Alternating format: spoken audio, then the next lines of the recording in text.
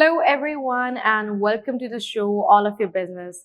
As we know that budget is just around the corner, and we have Mehtab Heather here with us. So we will be talking about the budget today. Hello, sir. How are you? I am fine. Okay, so as we know, budget is just around the corner. So what is the NEC Council meeting going to discuss? Bismillah Rahman Rahim. Thank you very much for having me. Actually, National Economic Council is a constitutional body comprising of Prime Minister of Pakistan. He Yeah. will chair the NEC, where the federal ministers as well as the four chief ministers of the respective provincial governments are going to attend this important event. In this important NEC meeting, which is scheduled to be held tomorrow, Mhm. Prime Minister and his team is going to finalize and approve the national development outlay, Mhm. which will be standing around 4.7 trillion rupees Okay. for the next financial year, whereby federal government has allocated more than 1.126 trillion, 3.1 trillion will be the provinces, and around 0.5 trillion will be hovering around for the SOEs, state-owned Mhm. enterprises.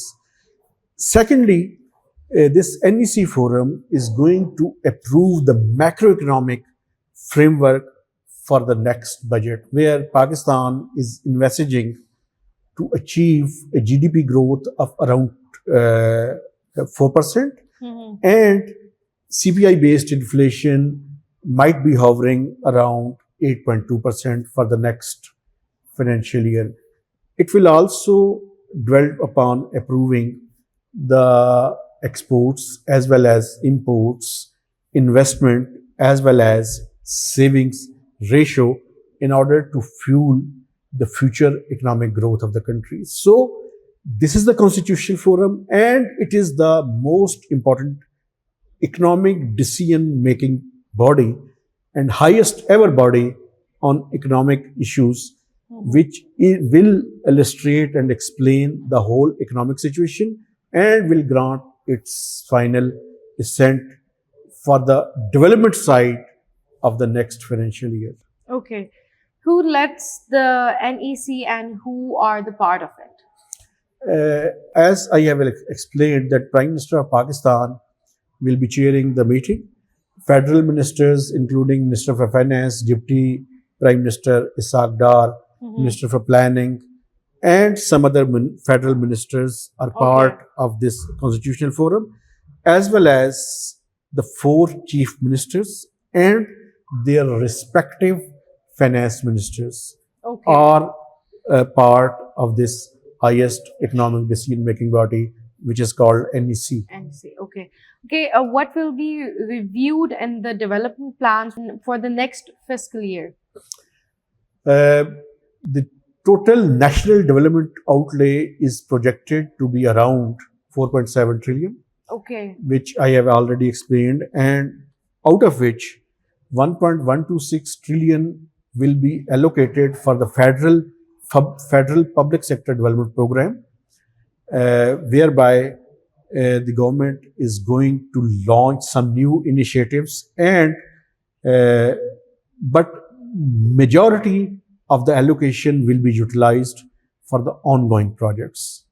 90% allocation will be meant for the ongoing projects, and only 5 to 10% will be the new projects, because at the moment Pakistan's development paradigm shows that there are more than 1,000 projects in the pipeline of the PSD Public Sector Development Program, which requires 10.8 trillion rupees to accomplish all those projects. Okay. So the government has decided that new projects will be restricted and only more resources will be allocated towards ongoing projects in order to complete those which are nearing to complete.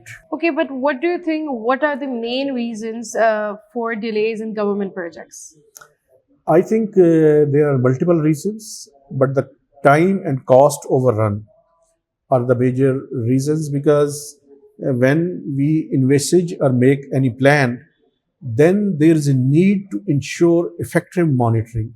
There Mhm. must be a viable plan, and there's a need to abandon politically motivated projects because at the national level, there's a need to focus and maximize resources only on those which are strategically Mhm. and commercially important for Pakistan.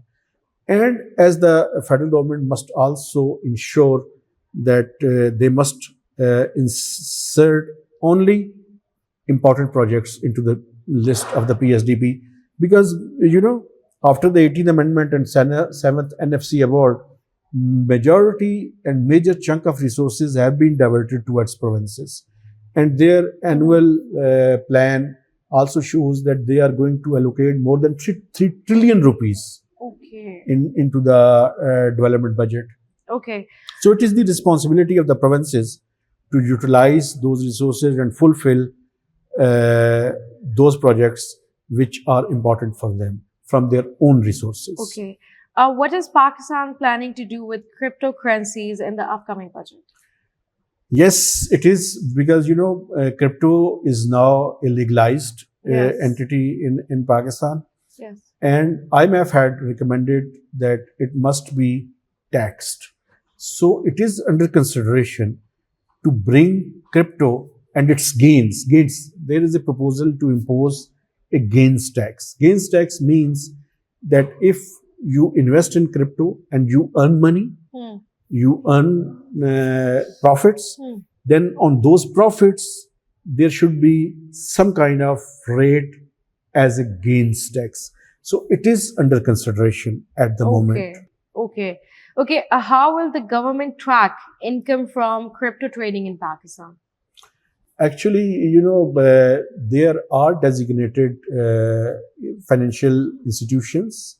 We have uh, put in place a regulatory authority, PVRA, which has been assigned to add certain financial institutions Mhm.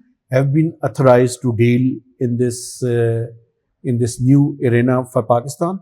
It's a growing phenomena in Pakistan. We have recently legalized it, and now it's the time when there is a need to promote it, and then there's a need to bring it into the text net as well. So this whole ecosystem is being developed. Okay. Should the upcoming budget focus more on economic growth or increasing tax collection? Primarily, it will be a stabilization budget Okay. because we are under the IMF program, and under the IMF program, their main objective is to ensure stabilization on economic front. They didn't want eruption of balance of payment crisis. So this time again, we will remain into the stabilization mode. But after stabilization, there is a need to sequence the economic progress by ensuring higher growth trajectory, because when there will be increased economic activities, it will help to improve the tax collection. Mhm. Because at the moment, if the economy is not picking up, it's very hard for companies as well as for individuals to absorb the tax burden. So this economy needs a sequencing of reforms, and under this sequencing, there is a need to ensure and consolidate stabilization first, and then after stabilization, we must move towards growth. When the growth will be focused, then revenues will be ultimately may be easily come rather than extracting money and or minting money from the pockets of industrialists or from the consumers. Okay, okay. Thank you so much, Mehtab Saab, for coming and joining us. And that's all for today. And stay connected with us for more updates.